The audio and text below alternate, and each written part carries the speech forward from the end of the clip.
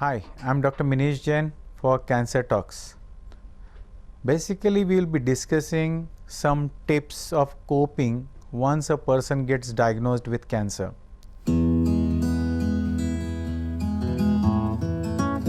Now, if you have been diagnosed with cancer, it is a very difficult experience. Knowing what to expect, making plans how to proceed can help you to go through this stressful time comfortably. You may feel anxious, you may feel afraid, you may feel defeated, and you may wonder how to go through this process of cancer. So this is a very common thing what we see when a patient he gets overwhelmed with this diagnosis. He doesn't know what to do.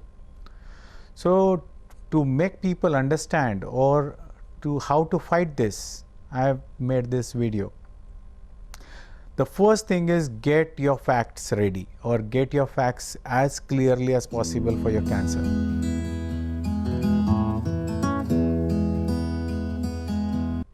When you get this basic information about your cancer, you know how to fight it back.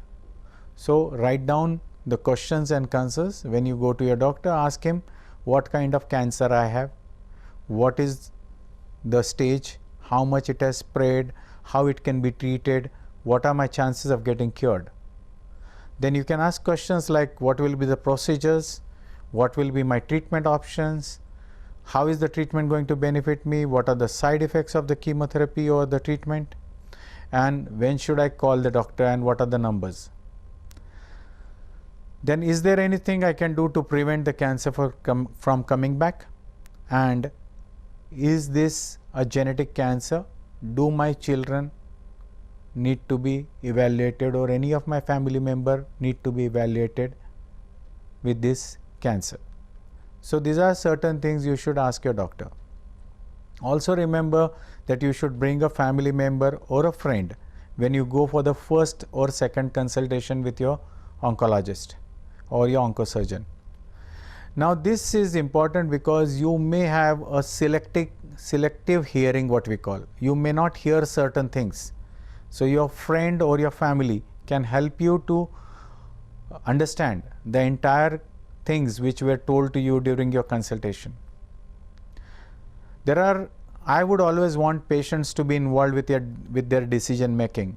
So you should be knowing everything and you should be involved in your treatment and you should be completely involved in your treatment. But some patients do not want, or the family members do not want their patient to know everything, and it is up to you and your doctor to decide what strategy works out best for you, and you should let your doctors or your treating team to know what is your best thing, whether you want to know completely, you want to know partly, and whether the doctor should take decisions for you. The second point I would say is maintain clear communication.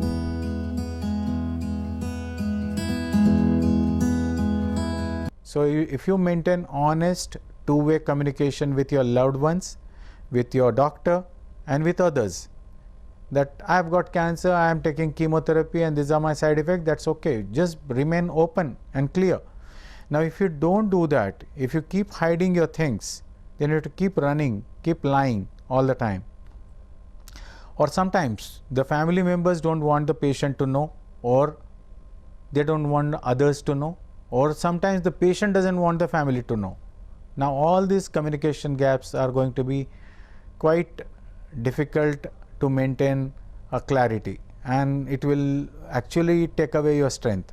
So if everybody knows what is to be done and what it is, then we are all clear, we are on the same side and we are fighting it better.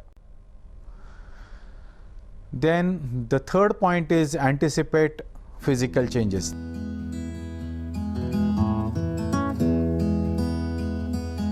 Now when you know that you are going through a chemotherapy and it is going to cause you certain changes, like some chemotherapies can cause hair loss, and it can be very difficult for females to understand that they are going to lose their hairs.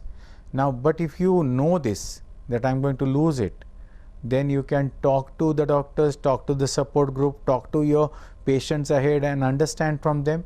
And then supposing you are going to lose your hairs, be ready with some wigs, be ready with your scarves, whatever is comfortable. Talk to some people who have done this before, and then you can just be comfortable. Before it happens, be ready, be prepared, so that you are not overwhelmed with that idea of losing hair, and you are not put down, you are not going into depression with that. Also consider what will be your daily activities, whether they will be affected, whether you will be able to continue your work, do you need to take some breaks out of it. So that is it. So physical change is something which is important. The fourth point I would want to say that maintain your healthy lifestyle.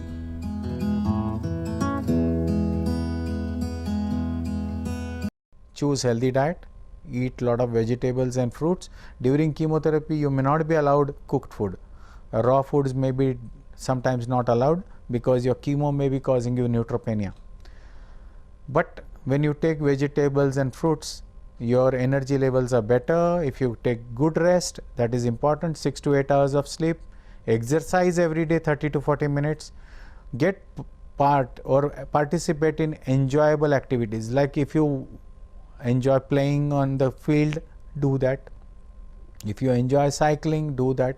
Do something which you enjoy, or gardening, do it. And it has been seen in studies that people who do exercise or who participate in such activities actually live longer and have responded better. The other point I want to make here is let your family and friends help you.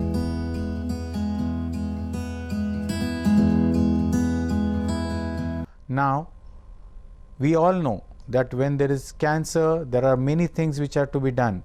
Going to the hospital, your friends may drop you, your family may drop you. Somebody may help you with your meals, somebody may help you with getting your groceries, somebody may help you with something. So somebody may drop your children to school. So it depends on what help people can do to you, and just accept those help. It will reduce down it will be giving you more energy to focus on your disease and your fight against your disease. So encourage your family also to accept help from the families, friends, and just don't deny this. Then review your goals and priorities. Now, what is important to you? What is really important? We need to segregate it out. We need to write down what are the things we want a priority and what are the things which can be left right now, because you are trying to find time. So when you are trying to find time, you need to be very clear with what is important. If supposing your duties are not very important, you can take leave for 3 months, better take that. Focus on yourself. Be open with your loved ones. Do not try to hide things. Tell whatever are your feelings, and once you share this, when your communication is clear, your fears are down and you are more focused on what is to be done. Try to maintain your normal lifestyle. That's another point.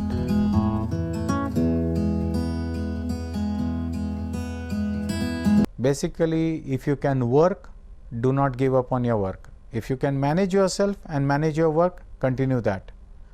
Take one day at a time.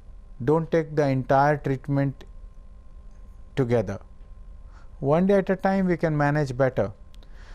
When we think that the future is uncertain and I don't know what is going to happen, it is really, then it is very difficult when we look at the entire picture and we think it is gloomy. But when we take one day at a time, we can definitely defeat our enemy in a much better way. Then the next important thing is how it is going to impact on your finances.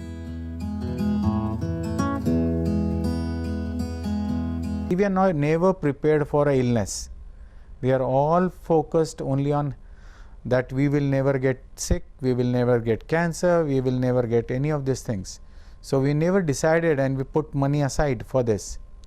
So when cancer comes, there may be a lot of things to be done. Diagnosis may take a lot of money. Then there can be treatments which are expensive. There may be targeted drugs which may be expensive. Dropping to the hospital, all these things are expensive burdens which we have never thought about, and this can be a big toll. Then second problem is, when you have cancer, you are unable to work or work to the fullest efficiency, so your incomes, they drop. So that is another reason why it affects you more. But you can talk to your doctor, understand the finances, what is going to be, and then make arrangements accordingly. There are a lot of people who get help. There can be, if finances is a problem, do not give up. Talk to your friends, talk to people around, and you may find a lot of people are there ready to help you. And treatments, even if you don't have money, there are treatments available to those people also. So this should be a last thing to give up.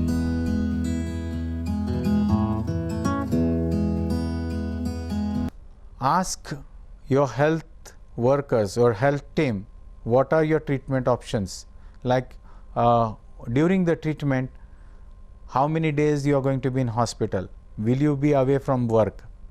Whether you will be able to work during the treatment? Is it going to cause you weakness? Will it cause you, will the insurance companies pay me for this? What are the things which insurance companies won't pay me? What are the things which are out of pocket? So you can ask all these questions to your doctors, and they will definitely help you to understand. So it will also help you to reorganize what is going to require how much money. The next point I want to make here is, and especially to men, that talk to people who have cancer and who are ahead of you.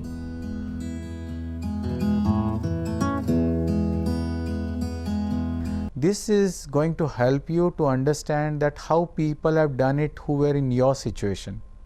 They can share their experience and things can become more clearer to you. You don't have to create your own experience. You can learn from somebody else's experience. So you can connect through cancer support groups.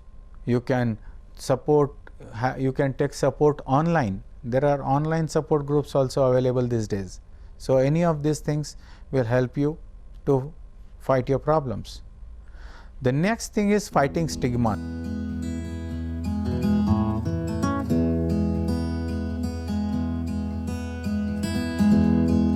This is the biggest thing with cancer. Stigmas, cancer is a stigma. So people don't want to discuss cancer.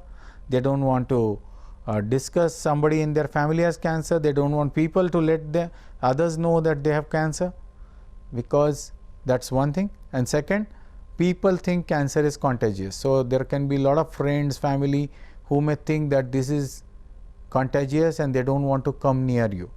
Cancer is not contagious. That's the first point I want to make. Cancer patients can work completely normal, except a few patients who are really going through a very hectic treatment. Most of them can get back to their job. The second problem with co-workers is they think that, you know, if I say something to this patient or this person with cancer, he may take it wrong or he may feel bad. It is nothing like this. If you have open communication and you discuss things very clearly, there is a clear communication which can be maintained. And co-workers or family, friends should know that cancer can make patient afraid of it for temporary period, but they should not be afraid of it. And you should let them know that you need not worry. I am there to fight it back. Now, developing coping strategies.